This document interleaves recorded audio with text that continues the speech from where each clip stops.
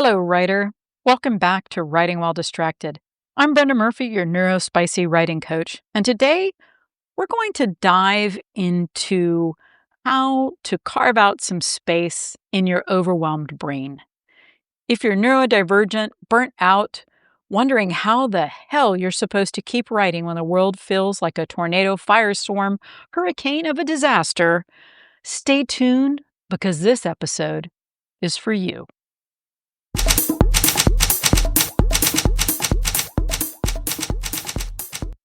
It's really hard to create when the world just won't stop screaming. Every day, there's something else. War, money problems, politics, social media disasters, apocalyptic headlines. And the expectation is that somehow we're supposed to sit down and write like our brains aren't totally on fire with all of the input that is out there. And in this time, as I touched on with my last podcast about how to keep writing when the world's on fire, it is most important to stay in touch with our creativity. Your creativity matters. Your voice matters. And words have power. And your words have power even when you feel powerless.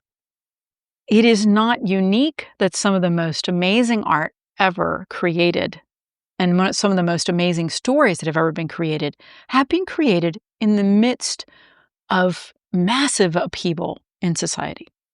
And I know I probably sound like a broken record about this because I just did the recent episode on how to write when you want to burn it all down. But this episode is a little different because today we're going to talk about how to protect yourself and also how to fill that creative well so that when you come to the page, you can put some words down on the page. Neurospicy folks, neuroatypical folks, wherever you fall, if you're on the spectrum, if you have ADD, if you have other mental health issues, we are particularly susceptible to our environment. Not that anybody is probably coping as well as they could be right now, no matter where you fall on that scale. Everyone is stressed. Everyone is touched by what is going on around us. So this is my suggestions. I've got 5 things that I'm going to talk about today to help you find your creative space again, to help you slow down without giving up your writing. Please don't quit.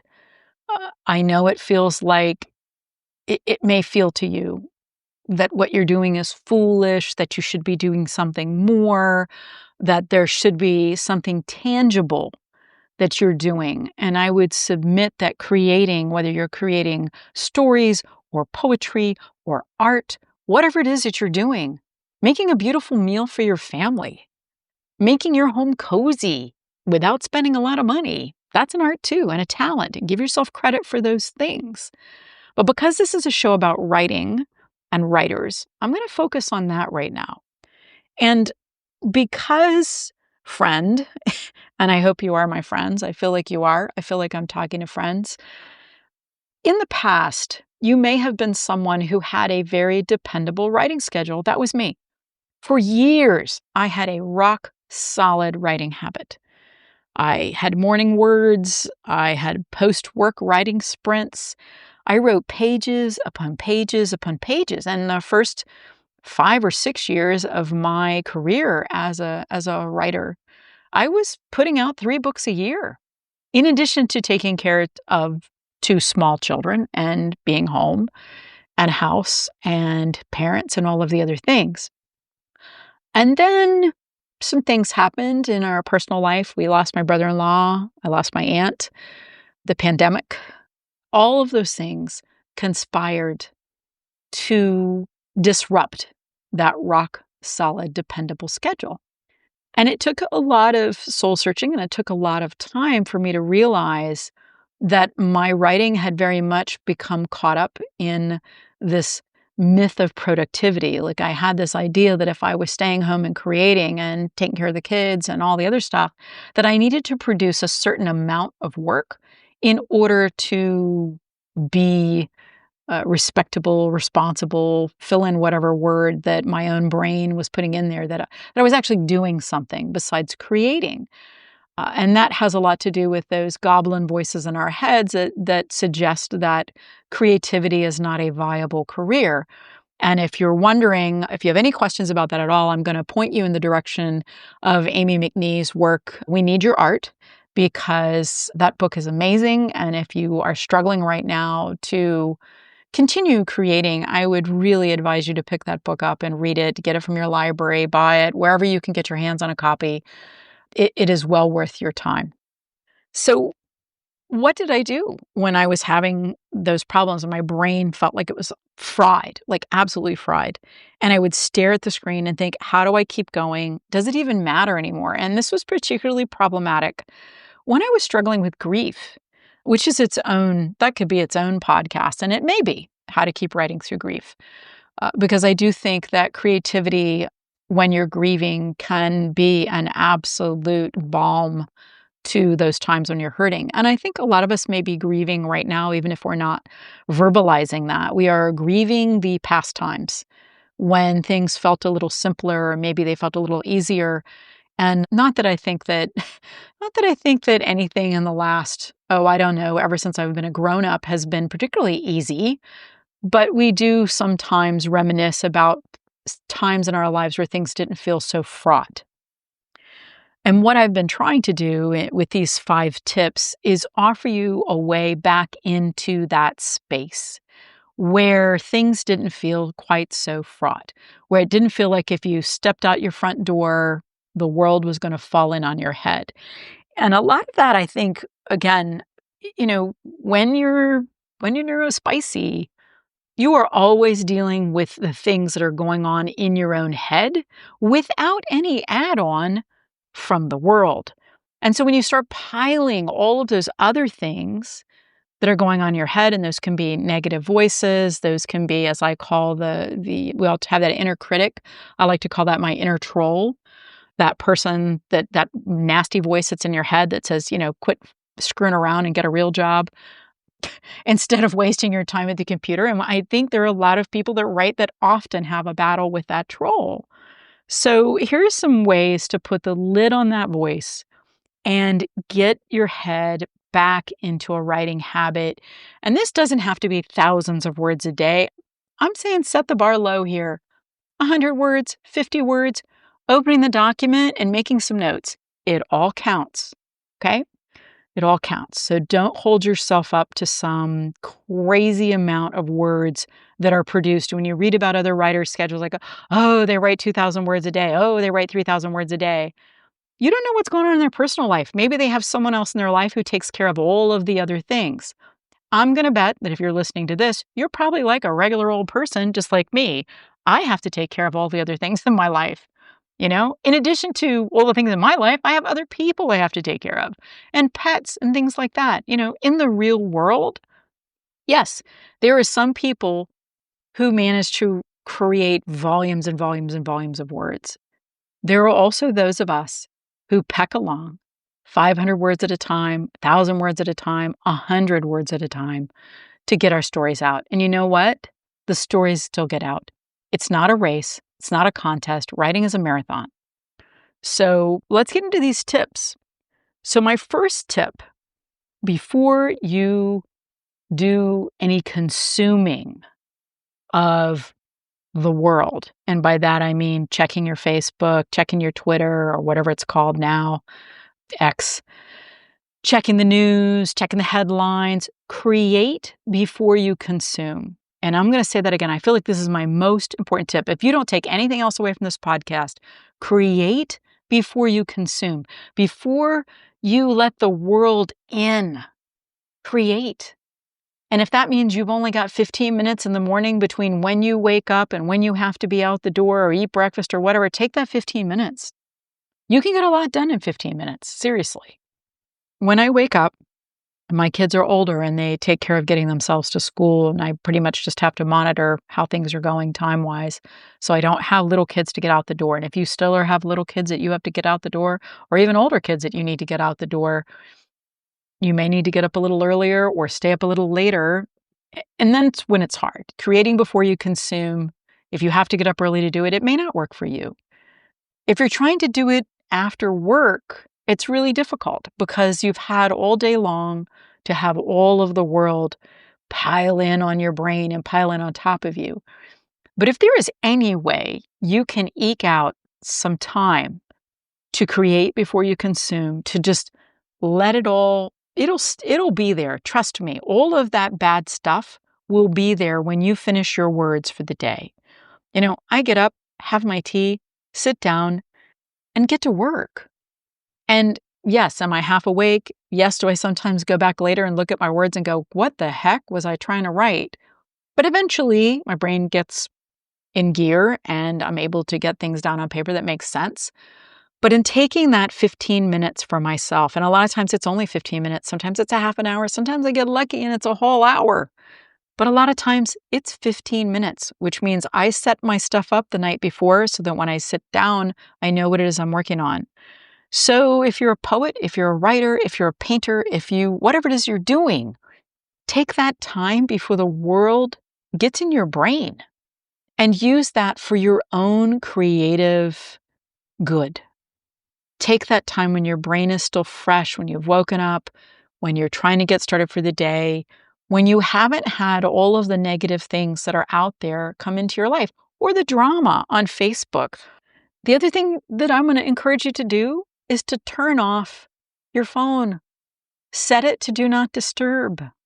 You can set it so that if someone calls you twice in succession for most phones, it will let them through the second time. So I tell people that are important in my life, if you need to get in touch with me, if it is a certain time of day, call me twice. It'll ring through the second time. This works. I've used it. The power of having it off, of knowing that you're unavailable, is something that for a lot of creatives is just so missing in our lives. That time to dream and be in our own heads and see and hear our stories so we can get them out on paper, that time is so precious. Don't give it away to things that really don't warrant your attention. If you can't do anything immediately to fix a problem, I would submit that it is okay to take time to take care of your creative needs before you do the other things. And that's why if you can do this first thing in the morning and have it done, you can go back later. If you've got more creative ideas, go back later. But by doing the most important thing to you first, if at all possible, try it. Get it in there. But create before you consume, before you're distracted, before the world intrudes upon your vision. There are very few people in your life that need 24/7 access to you other than your family and maybe some dear friends. And if that's the case, those are the people that you can tell about your times that you want to be quiet to write, that you want to have this time to be in your own head. And hopefully those people will be supportive and understanding. I know with kids it can take a bit. My kids were very little when I started my career, and I had a lot of little signs that were on the door that listed out when they could bother me. When they were very little babies, I worked with them in the room. That's all I could do because they were too tiny to be by themselves. And if they were taking naps, then it was time for me to do my work, which doesn't work if you are one of those people that needs to take naps when your kids are napping, which when they were very wee babies, I napped when they napped. But as they got older, and I was able to help them understand when they were home from school and I was working that this was my time to work. And what has that got to do with the tips here? So the tips number 2 is to set boundaries with people that you love. Set those boundaries. This is my work time. I really want to listen to you. I really want to play with you. I really want to talk with you. But I need this little bit of time for me so that I don't lose my mind. And I say that as someone who is a creative and someone who is also neurospicy, that I get absolutely agitated in a deep, unsettled way if I don't have time to create. And I have a number of different things that I create. In addition to writing, I do collage, paint, watercolor, draw. All of those things help me to process all of the stuff that goes on in my head. And a lot of what goes on in my head is hard. Anybody that's dealing with PTSD, complex PTSD, other mental health issues, there are many, many, many studies that show that art and being creative, and I'm not talking art with a capital A here. A lot of times I'm talking art with a small a. I'm talking art that is just for you, goofing around with glue and scissors and tape and paint and crayons and watercolors and all the things that you used to let yourself do when you were a kid to get those feelings and thoughts out of your head. It's okay to do those things, and it's okay to set boundaries around that. Now, if your way of getting those things out of your head is writing, which for me, a large part of that is for me. I work through a lot of stuff for writing. A lot of writers do. That's how we process the world, is our words. Setting boundaries with your kids, setting boundaries with people you love, setting boundaries with items that distract you, setting news boundaries, setting email boundaries. Boundaries help you be what you want it to be. And I know that probably sounds really weird and new agey or complicated, but being able to state clearly what you need to other people will often go a long way to avoiding those angry outbursts when you're so frustrated because all you want to do is have a few minutes in your head to write. That's what I'm talking about here. Create those boundaries. Let yourself give yourself permission to say to people, I need this time to write. I need this time to cut collage. I need this time for myself. And even if it's 15 minutes, 15 minutes is a lot longer than you think it is. And I'm going to challenge you out there that if you think it's not, the next time you're frustrated and you say to somebody, I need 15 minutes to myself, go in a room, turn your timer on for 15 minutes and just feel how long that is. You don't even have to do anything during that 15 minutes. But a lot of times 15 minutes is long enough for you to take a breath and actually get some things done. And again, I'm not talking about writing 1,000 words in 15 minutes. I'm not even talking about writing 500 words in 15 minutes. But maybe you can write 100 words in 15 minutes. Maybe you can write 150. Maybe you can just sit there and plot out the next steps for your book, or just think. And a lot of times when creatives are super frustrated and angry and agitated, particularly if we're neurospicy, we're agitated because we have so many things in our head that we can't get out. And so taking that time to get those things out of your head will go a long way to improving relationships, not only with your families and your friends and loved ones, but with yourself. Because one of the things that I find myself doing, and you probably find yourself doing, is you should all over yourself. I should be this, I should do that, I should do the other thing. Don't do that. Don't beat yourself up. The world wants to do that for you. So step back from that. Give yourself the space. Set those boundaries for yourself. That's you saying to yourself, I respect me as a creative, and this is my boundary. So that's tip number 2.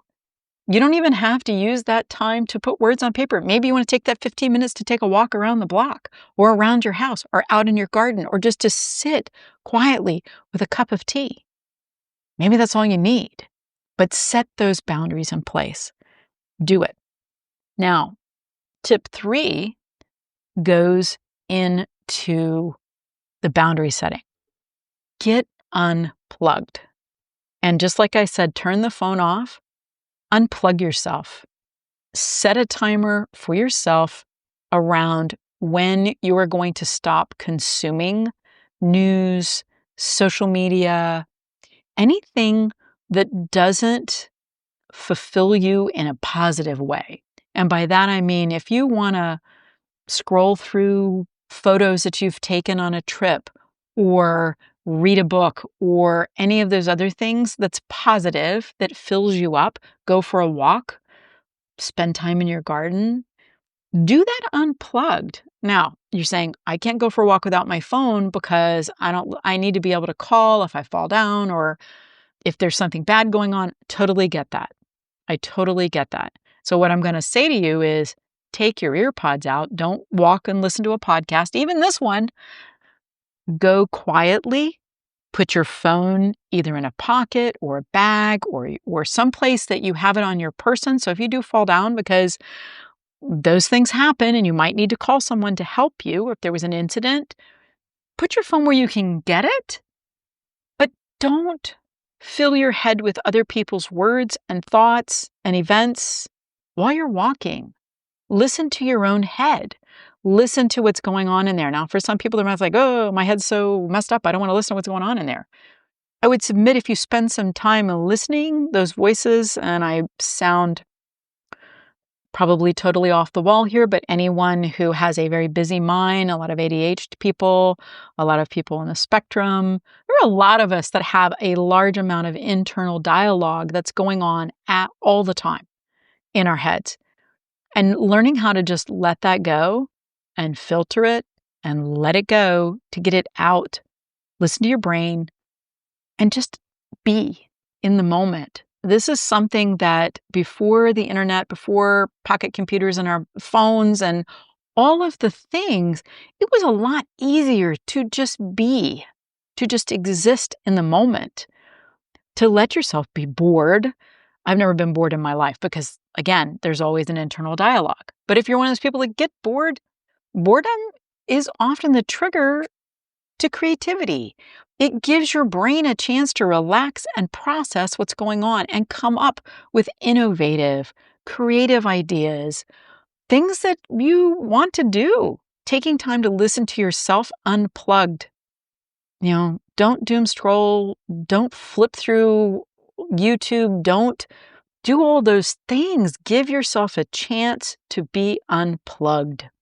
And if you don't feel like walking, if you're tired, sit in a chair and stare at a wall or a picture that you really like, or, take some time, dare I say it, to meditate. Now, I will tell you, walking meditation is the only kind of meditation that works for me because I can't sit still. And that is a function of the H in my ADHD. I honestly get twitchy sitting still, and I'm sure a lot of you do too, because it doesn't feel right in our bodies. But walking meditation, walking around and just being in the moment and observing my neighborhood or observing things around me, doing those things unplugged makes such a huge difference. So that's tip number 3. Unplug yourself. Figure out a way to let yourself breathe and be in the moment and have a sensory rest. Because the thing that happens with being plugged in all the time, with everything calling our attention from all the notifications and all of the craziness that's going on in the world, it's demanding our attention, and that is exhausting us. So back off from that. Step back. If you're someone who regularly checks themselves out at parties, and you know who I'm talking to, because we've all been there, you're at a party, you're fine at first, and then a lot of people come, and then it gets really loud, and you're like, whoop, I got to go home now. Because you're overstimulated, the world is like a huge, giant party right now. So many voices clamoring for your attention. Let that go. Step back, close the door, and let yourself have a sensory reset. Have a quiet space. Tip number 4. I am taking this from Julia Cameron's The Artist's Way, and it's a classic for creatives for a reason. If you haven't read The Artist's Way, I highly recommend getting it, reading it, doing the program. It is so worthwhile, and I can honestly say that there's some books you read that change your life. That book changed my life massively when I read it when it first came out. And I made so many decisions based on the encouragement that I received from doing that book, reading that book, and doing that program. So one of the things that she has you do is 3 pages by longhand in the morning. They're called morning pages. Now, here's a tip. I worked nights at the time. And if morning pages for me would have actually been evening pages, which if you've ever worked nights, you know how turned around you can get. So I did my morning pages actually in the evening, and I found them just as effective. The point is, it's 3 pages written longhand about whatever is in your head. and just dump it all out on the page. What I found doing it before I went to sleep at night or in the morning, I'd be doing them in the morning, even though they were evening for me. What I found by doing these pages is that having had that opportunity to dump out whatever garbage was floating around in my head, it let me sleep really, really well. So all of those things that you were thinking about or worried about or concerned about or just wanted to whine on the page about, and let's face it, sometimes we like to whine, we want to complain, we want to fuss. And what a better place to do that than on the page. And you don't have to keep these pages. Get a really cheap notebook, get a really cheap pen, scrawl. Don't worry if you can go back and read your notes, although sometimes if you can read your notes, you will find gold in mining those pages, especially if the same stuff comes up time and time and time again. Maybe it's like, oh, I'm always complaining about X. What could I do to fix X? And that's just an example. Or if a story idea keeps popping up, or if a creative or a painting idea or whatever it is that keeps popping up or shows up in your morning pages, you can use that. Now, I have really horrible handwriting. Could I read a lot of my morning pages / evening pages afterwards? No, I couldn't. But it was the process of just feeling like whatever garbage was floating around in my head was then out on the paper, allowed me to sleep a lot better. And if you do them in the morning before you get to work, if you're having anxiety about leaving the house, going to work, what's going on with schools, what's going on with your kids, what's going on with your partner, whatever it is, getting that anxiety out, that garbage out before you go to work also can help you can have a better day at work. So whichever time you choose to do morning pages / evening pages, take a chance and do them. What's the worst that happens? Say you do them for 30 days and you absolutely hate it and you think it's garbage and it was a waste of your time. You've only wasted the time and the pages and whatever you used of a cheap ink pen. And I really believe in a cheap notebook, cheap ink pen. If you've got an old notebook lying around that's half full, use that. It doesn't matter. What matters is you get that stuff out of your head to make way for the better stuff that's there. Give yourself a chance. Do it for 30 days. Do it for 3 pages. Do it daily. Not to write for anyone, not to be productive, just to clear out that mental clutter. All right? Now, tip number 5, give yourself a break. Your productivity may not be what it used to be. Mine isn't. I average about 1 book a year now. And that's okay. The world is heavier right now. Brain fog is real, whether it's a result of dealing with long-term health issues or chronic health issues or the world at large or just our general neural atypia, mental health issues. It doesn't matter why that fog is happening. It's real, it's there, and we're working to try and clear it. That's what I hope some of these tips will do, is help you kind of work through that fog. It's okay if you're writing fewer words. It's okay if you're taking more breaks. It's not failure, it's adjustment. It's adjustment to whatever what is, and this is in quotes, a normal, because who knows what normal is anymore, right? It's adjustment to what's going on in your life at the moment, and making adjustments and dealing with them is what allows you to have a creative career. In my next podcast, I'm going to talk about creative resilience, and that is a huge part of a creative career. But right now we're talking about longevity and making adjustments, whether they're big adjustments or small adjustments, adjusting to the world as it is versus how it used to be is what is going to allow you to continue to create in this turbulent moment in time. You are not a machine. You are a human being. You are a creative human, and you are doing your best in a very difficult time. It's okay to be slower. It's okay to be quieter, but don't stop.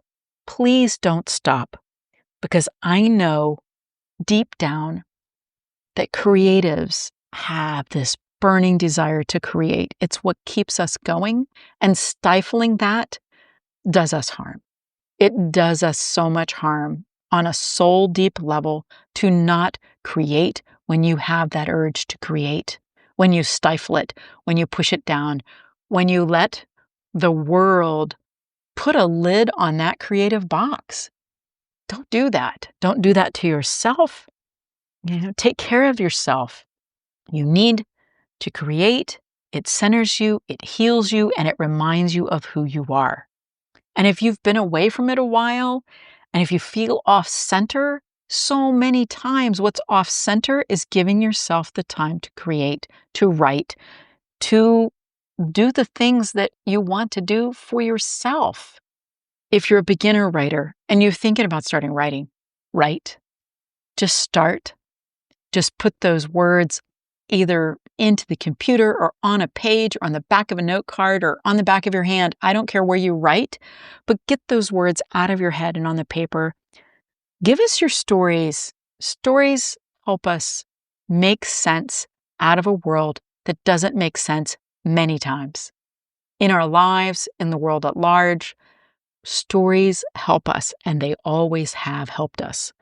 So turn off your phone, create before you consume, limit the noise, take a walk, dump the junk out of your head, and give yourself some grace. Hold on to that attention that you've been giving to everyone else and pour it into your work, into your art, into your truth, because you deserve that. And the world needs what only you can say. So until next time, stay tuned, stay inspired, and keep going. We need your voice. Thanks for tuning in to Writing While Distracted, where we navigate the windy roads of creativity amidst the chaos of distraction. If you've enjoyed this podcast and found it useful, please share it and tag me. DM me and let me know what you found most useful. Please leave a review. It really helps get the podcast in front of more folks. And remember, in the dance between focus and diversion, every stumble is a step closer to mastering the art of writing. Join us next time as we continue to unravel the mysteries of the writer's mind. Until then, keep writing, keep wandering, and embrace the distractions that fuel your creativity. Stay tuned, stay inspired.